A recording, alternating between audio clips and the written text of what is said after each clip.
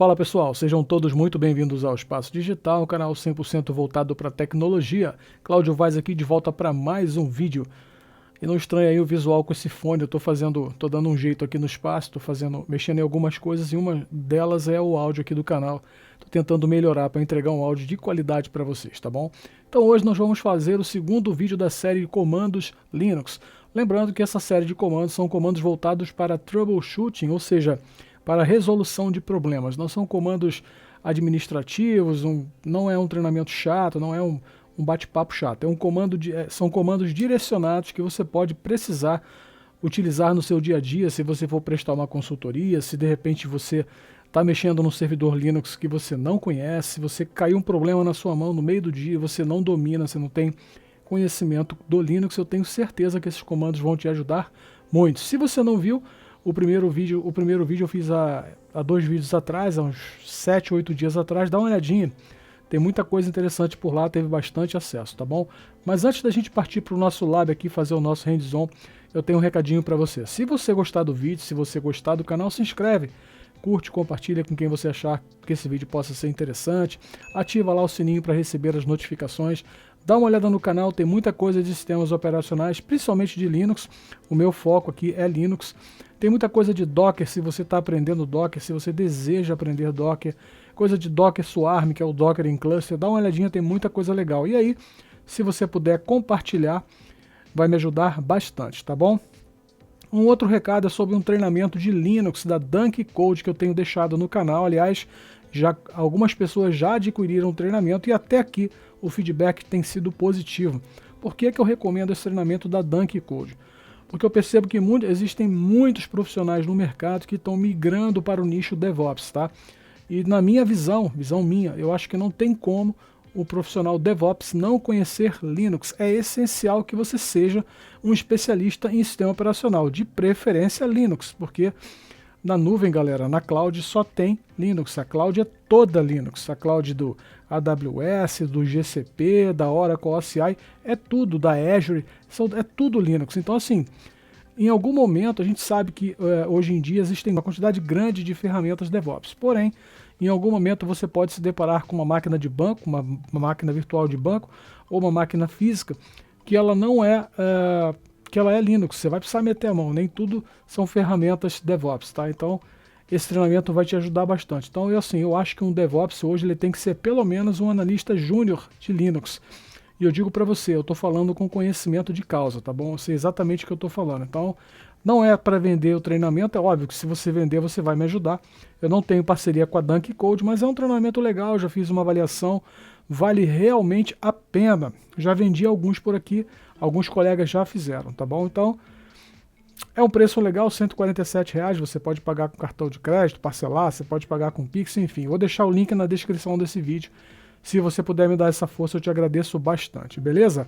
Bom, eu vou virar para cá então e nós vamos fazer aqui, começar o lab. São 5 comandos que eu vou passar para vocês. Fica até o final do vídeo, não tem embromação, é direto ao ponto. À medida em que eu for fazendo o comando, eu vou explicando e vou dando possíveis hipotéticos cenários onde você vai poder utilizar esses comandos, beleza? Espero que gostem do vídeo, fica até o final, tá bom?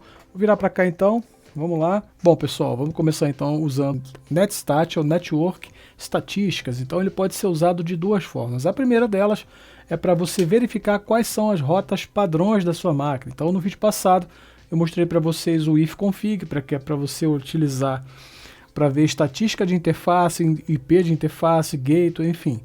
O NetStat, além de outras coisas que eu vou mostrar, ele pode ser utilizado também para verificar as rotas da sua máquina. É claro que você pode usar o comando route e você vai ver a tabela de rotas. Porém, o ideal é que você use assim, ó, NetStat -rnv.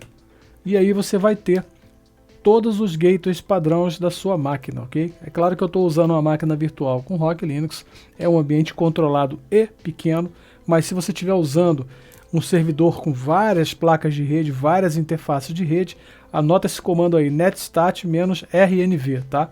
Ele vai te mostrar o seu gateway padrão, que é por onde sai todo o tráfego relacionado à sua interface 192.168.0.1. Para quem não viu o vídeo passado, a gente vê isso aqui, ó.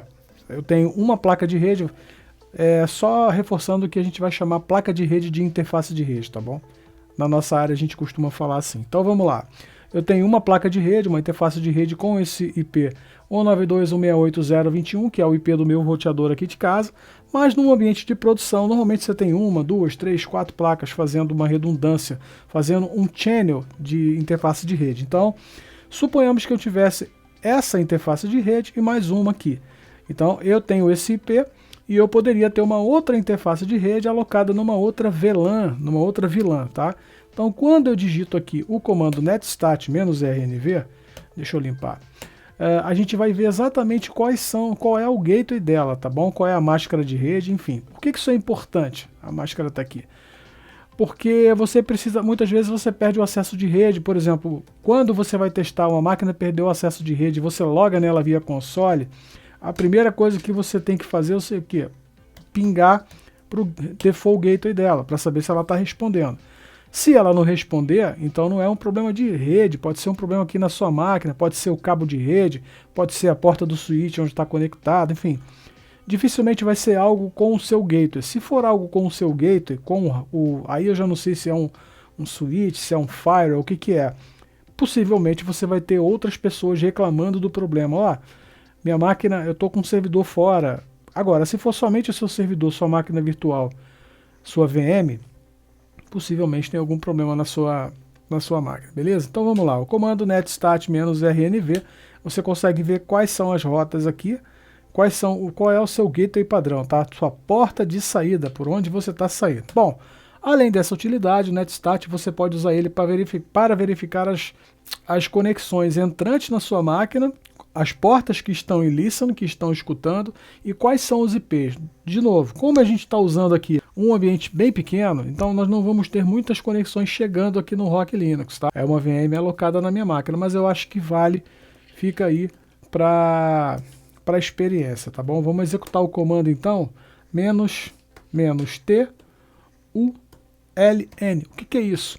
T de TCP, U de UDP, L de portas em listen e N de portas numéricas. Bom, o T é de número de conexões TCP chegando na sua máquina, número de conexões UDP, as portas que estão em listen, que estão na escuta, e o número de IP, número de portas e IPs que estão rodando na máquina. Vamos lá então, o que ele exibiu aqui pra gente? Bom, vamos falar de TCP, tá? Esse 000 é o endereço local aqui do MacBook, tá? Então ele tem a porta 22, que é a porta exatamente onde está rodando o SSH, ok? A porta 80 também é para a porta TCP rodando local nessa máquina, é do Nginx, ok? Então o service Nginx status, eu tenho o Nginx rodando aqui, ó, rodando na porta 80, então beleza, tá rodando na porta 80, então ele já mostrou para mim, tá? O que mais que eu tenho aqui? Eu tenho outras portas abertas, eu tenho aqui alguns endereços IPv6 rodando, eu não sei o que é essa porta 323, mas é uma porta UDP do sistema, tá? Então esse comando ele é muito importante exatamente para isso, para que a gente possa verificar. Opa, rodei errado, peraí. Se eu tivesse aqui um servidor de produção, certamente, entregando serviço web, certamente eu teria várias conexões e eu teria aqui, nesses IPs eu teria IPs externos, tá? No caso aqui, nós veríamos os IPs externos chegando na máquina. Então a gente saberia se o IP pertence ao Brasil, se é um IP nacional, se é um IP internacional, se é um IP de fora. Então o netstat, não existem só esses parâmetros aqui, tá bom? Tem o netstat-a, o netstat-n, aí cabe a você explorar cada um deles, mas anota aí, comando netstat, para você ver as conexões que estão chegando na sua máquina, beleza? Próximo comando, um comando bem legal chamado lsof. O que é esse lsof? Esse lsof, ele vê o número de arquivos, ou seja, abertos. Lsoft significa, ele dá um ls em Open Files, então ele dá um ls nos arquivos abertos. Existem alguns parâmetros aqui para você usar. O lsof-p, ele vai grepar por processo. Como assim por processo? Vamos lá. O Nginx, vamos ver aqui, dá um ps no Nginx. ps-ef, Nginx, que é o nosso servidor web. Vamos ver qual é o processo. Opa, peraí. Tem que grepar por ele aqui. Pipe grep, Nginx. Bom, o Nginx tem 4 workers rodando. Eu vou pegar esse processo aqui e vou executar o comando lsoft, tá? lsoft -p e o número do processo. Ó, ele me diz a quantidade de arquivos que eu tenho que o Nginx está abrindo, tá vendo? Aqui, ó, tudo isso aqui, ó. O processo que a gente pegou, o número do PID, né? Aqui o usuário Nginx que está carregando. E aqui os arquivos que ele está abrindo, tá bom? Ó, vamos fazer um teste? Vamos ver. Esse é você localiza por processo. Então, se você tem a sua aplicação, ou se você está monitorando um processo zumbi, você não sabe o que ele está fazendo, o que ele faz, você usa o comando lsoft com o argumento "-p", e você passa o número do PID, você passa o PID aqui, você vai saber exatamente o que ele está fazendo, ou pelo menos os arquivos que ele está abrindo. Isso é bem interessante. Além do "-p", você pode colocar o "-u", que é de usuário. Então, vou colocar o root porque eu estou logado como root. Espera aí, deixa eu limpar a tela. Como eu estou logado como root aqui, eu vou colocar o "-u" de user e vou colocar o usuário root e vamos ver o que eu tenho aberto aqui no meu nome, tá? Ó, tudo isso aqui, ó. Então o usuário root está carregando o mundo aqui dentro, várias libs, enfim, é o super usuário, tá bom? Então ele está carregando vários arquivos abertos aqui, ó. Muita coisa, tá? Então fica a dica para você. Como eu tinha dito no início do vídeo, são comandos que a gente vai utilizar para fazer troubleshooting, resolução de problemas. Pode não parecer, mas um comando como esse aqui pode salvar a tua pele aí, dependendo do que você esteja fazendo. Às vezes você está analisando um problema, não necessariamente você tem um incidente na mão, você tem um problemão ocorrendo, mas você fazendo depois uma análise com calma, um consumo de memória ou algum processo que está consumindo demais processamento, consumindo o CPU da máquina, certamente o lsoft, eu tenho mania de falar lsoft, certamente o lsoft vai te ajudar bastante. Então você pode utilizar ele com o parâmetro "-p", que você vai buscar para o processo, ou o parâmetro "-u", que foi o último que nós digitamos para user, beleza? Então tá bom, vamos lá, vamos para o próximo comando. Esse comando aqui é demais, é o mtr. O que é o mtr? O mtr significa My Trace Route. O que ele faz? Ele vai reproduzir para você todo o caminho que o seu pacote faz do seu servidor até o destino. Por exemplo, eu vou colocar aqui, ó, newyorktimes.com, vou colocar lá para fora, tá? O que ele vai fazer? Ele vai fazer os saltos que o meu pacote, que a minha conexão que sai da minha máquina, todos os saltos que ele vai fazer até ele alcançar o New York Times lá nos Estados Unidos. Então vamos deixar ele rodar, olha lá. E ele vai fazendo. Ó, então vamos acompanhar o salto aqui dele, ó. Ele sai da minha máquina. Lembra que eu falei que o gateway era o 92.168.1? Olha lá, acabei de falar, ele mudou para gateway, ó. Ele passa pelo gateway, que no caso é o meu roteador, né? O endereço é o primeiro endereço IP do meu router. Depois ele cai nesse IP aqui, que é o IP que a Claro está me entregando. E uma coisa muito importante, olha isso aqui, ó, loss, tá? Normalmente, quando você tem 0%, é que você está tendo 0% de perda. Loss é o número de pacotes perdidos. O que ele faz? Ele pega uma determinada quantidade de pacote e envia para aquele endereço que você fez o traceroute, no caso o New York Times. Aí você consegue ver todo o panorama, você tem um mapa de rastreamento por onde a sua conexão está passando. Então, refazendo, ele passou pelo gateway, ele passou pelo IP que a Claro me deu, que é a Net Virtua, depois ele cai na rede da Virtua Brasil, virtua.com.br. E até aqui, ó, ele não teve perda nenhuma de pacote, tá bom? Aqui é a média de velocidade, aqui os melhores, mas quando é que a gente costuma fazer esse tipo de teste, o que é importante? Quando você está tentando fazer algum acesso internacional, normalmente, ou até nacional, e você está tendo perda de pacote. Você dispara um ping, ele perde pacote, ou está muito lento, ou está dando página não alcançada. Então você usa esse comando mtr, e detalhe, ele tem para o Windows também, tá? Você instala um aplicativo chamado WinMTR. Aliás, eu tenho um vídeo no canal que fala sobre isso. Prosseguindo, ele caiu na rede da Net Virtua, depois pulou para uma outra rede, ó, perceba que esse prefixo aqui ele é diferente, tá? Aí ele já cai lá fora, ele pega um IP internacional e vai embora, até chegar no IP destino do New York Times. Tudo isso com 0 perda de pacote. Galera, esse comando aqui é matador total, tá? Isso aqui você descobre vários problemas, principalmente quando você está num ambiente grande. Você pode, inclusive, questionar a sua operadora de rede, que está te entregando o seu tráfego, o seu link de borda, Por que que você está tendo perda nesse segmento aqui, ó? Porque depois que sai da rede dela, geralmente ela não tem responsabilidade sobre o que vai para frente. Mas até aqui é responsabilidade dela. Então, se você, por exemplo, tem uma perda de pacote expressiva aqui, 50% de perda de pacote, essa operadora aqui tem que te dar uma satisfação. Ela pode pegar seu endereço IP, que no caso é esse aqui, mudar ele de rede ou te entregar um endereço, uma outra subnet, uma outra placa de rede e tirar você desse enrosco que você está tendo aqui, tá? Daqui para frente, dificilmente você vai conseguir ter alguma ação, porque aí já foge do cenário da sua operadora. Mas você pode pesquisar para saber se está tendo se está rolando algum problema internacional. O que eu já vi acontecer? Eu já vi rolar problemas na Europa, um problema massivo, onde na época envolvia o Google, se não me engano, um problema com fibra submarina. Existia um cabo submarino que tinha partido, tinha um incidente massivo aberto e todas as operadoras foram notificadas.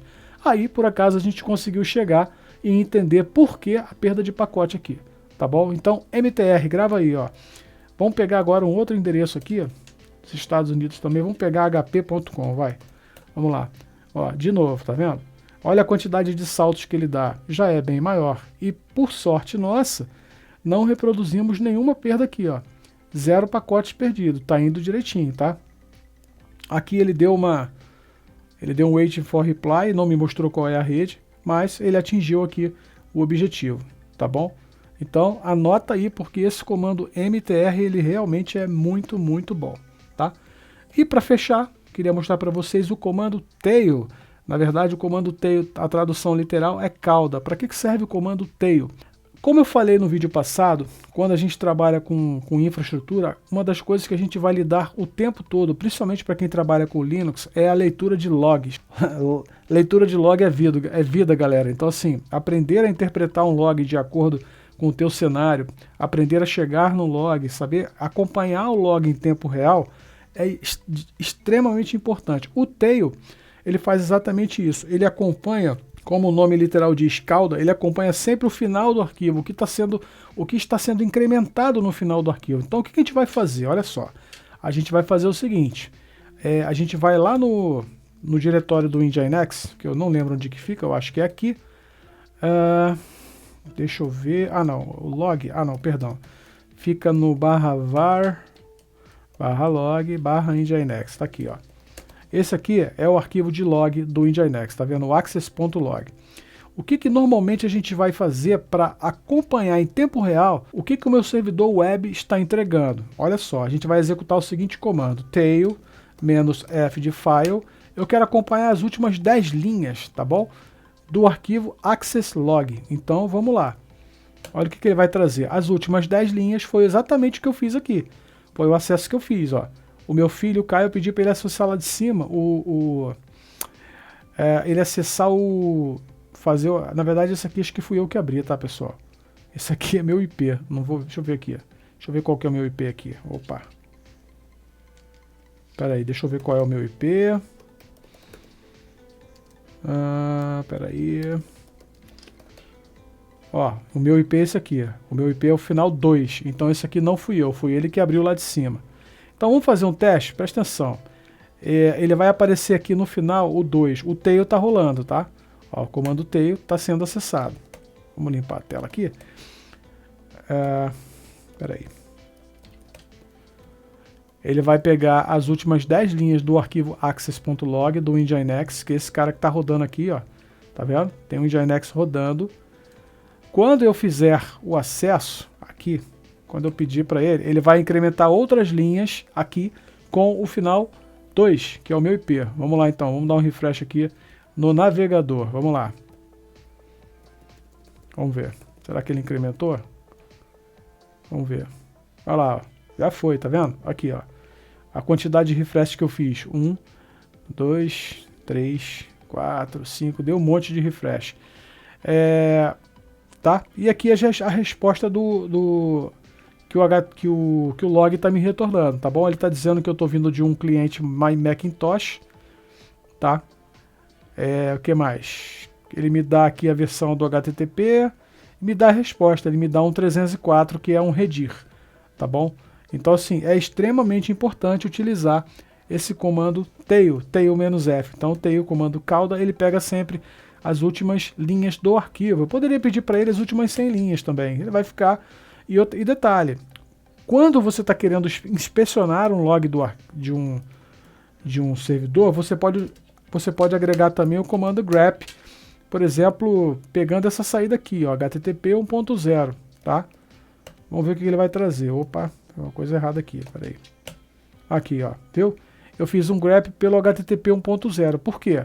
Porque ele pode me logar várias coisas, mas eu posso, por exemplo, desejar que ele me liste somente o que tiver a string HTTP 1.1, tá? Por quê? Porque eu sei que logo em seguida ele vai me trazer o HTTP response, que no caso é um 304, que está vindo desse Nginx aqui, tá bom?